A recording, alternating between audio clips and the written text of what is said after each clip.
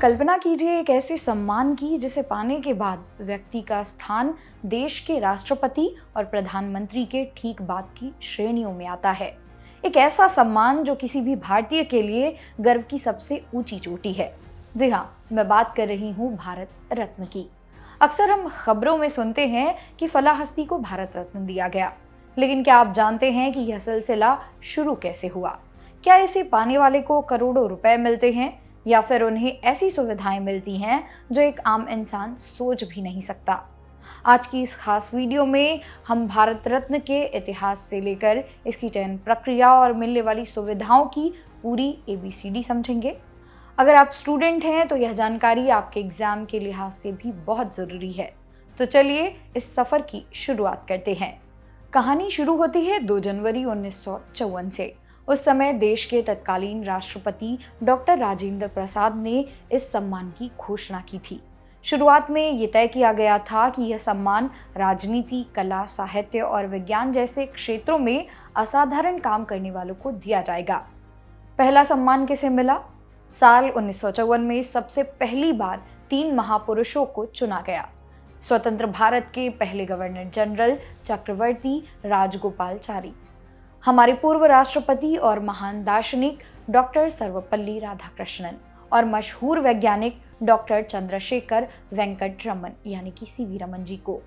शुरुआत में यह नियम था कि भारत रत्न केवल जीवित व्यक्तियों को ही दिया जाएगा, लेकिन अगले ही साल यानी कि 1955 में इसमें बदलाव किया गया और मरणोपरांत भी यह सम्मान देने का प्रावधान जोड़ा गया। अब आपके मन में सवाल होगा कि क्या इसके लिए कोई फॉर्म भरना पड़ता है या कोई सिफारिश लगानी पड़ती है? जवाब है नहीं। भारत रत्न के लिए चयन की प्रक्रिया पद्म पुरस्कारों से बिल्कुल अलग है। इसके लिए किसी औपचारिक सिफारिश की जरूरत नहीं होती।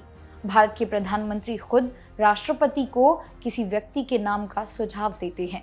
प्रधानमंत्री की सलाह पर ही राष्ट्रपति अंतिम मुहर लगाते हैं। अब बात करते हैं कि इसके योग्य कौन होते हैं। इसमें कोई भेदभाव नहीं होता। व्यक्ति चाहे किसी भी जाति, पेशा, पद या लिंग का हो, अगर उसने मानवता के लिए या अपने क्षेत्र में सर्वोच्च काम किया है तो वह इसका हकदार है।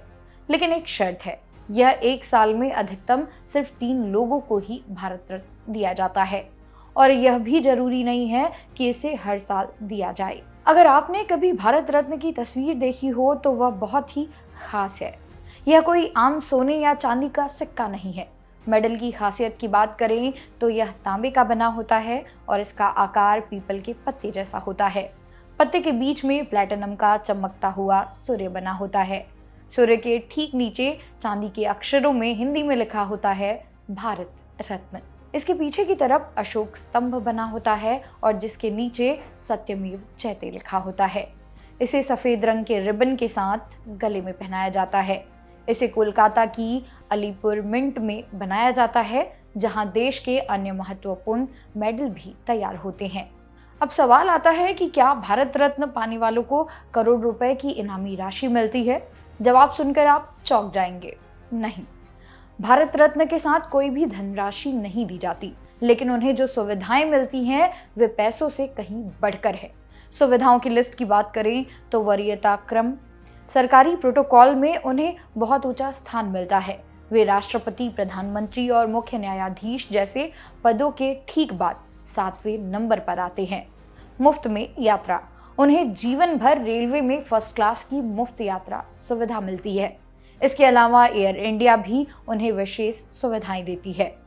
देश के महत्वपूर्ण कार्यक्रमों जैसे गणतंत्र दिवस और स्वतंत्रता दिवस पर उन्हें विशेष अतिथि के रूप में बुलाया जाता है। जब वे किसी राज्य में जाते हैं तो उन्हें राज्य अतिथि का दर्जा मिलता है, यानी उनकी सुरक्षा और ठहरने का पूरा खर्च राज्य सरकार उठाती है। उन्हें विदेशी दौरों के लिए डिप्लोमेटिक पासपोर्ट मिलता है, जिससे उन्हें एयरपोर्ट पर लंबी लाइनों में नहीं लगना पड़ता। इसके अलावा भारत रत्न से जुड़ी कुछ ऐसी बातें हैं जो आपको हैरान कर देंगी।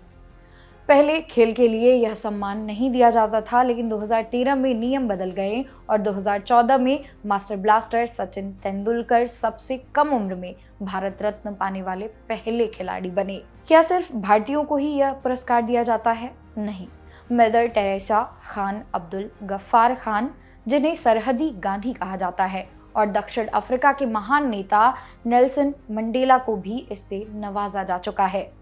इस पुरस्कार को 2 बार यानी कि 1977 से 1980 और 1992 से 1995 तक निलंबित भी किया गया था। संविधान के अनुसार कोई भी व्यक्ति इस सम्मान को अपने नाम के आगे या पीछे, जैसे कि भारत रत्न सचिन तेंदुलकर की टाइटल की तरह इस्तेमाल नहीं कर सकता। हालांकि वे अपने कार्ड और लेटर हेड पर लिख सकते हैं, राष्ट्रपति द्वारा भारत रत्न से सम्मानित। आखिरी बार साल 2019 में 3 लोगों को यह सम्मान मिला था। प्रणब मुखर्जी, भारत के पूर्व राष्ट्रपति और कुशल राजनीतिज्ञ; नानाजी देशमुख, इनको यह पुरस्कार मरणोपरांत मिला था, जो समाज सेवा के क्षेत्र में बड़ा नाम है। भूपेन हजारिका, इन्हें भी यह सम्मान मरणोपरांत दिया गया था, जो कि कला और संगीत के जादूगर रहे थे। इन हस्तियों ने अपने काम से भारत का नाम पूरी दुनिया में रोशन किया है। तो दोस्तों, आज भारत रत्न सिर्फ एक मेडल नहीं, यह उस तपस्या का सम्मान है जो एक व्यक्ति निस्वार्थ भाव से समाज और देश के लिए करता है।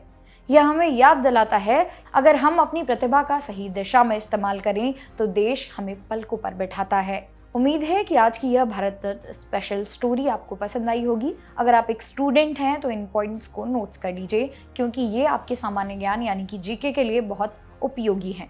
आप अगला वीडियो किस विषय पर देखना चाहते हैं, परमवीर चक्र या पद्म पुरस्कार, हमें कमेंट बॉक्स में ज़रूर बताएं। इस वीडियो को शेयर करें और देश के गौरव के बारे में सबको बताएं। इसी तरह की और वीडियोस को देखने के लिए सब्सक्राइब करें जागरण जोश। मेरा नाम है मोनाली पांडे। मिलते हैं अगली वीडियो में, तब तक के लिए ऑल द बेस्ट।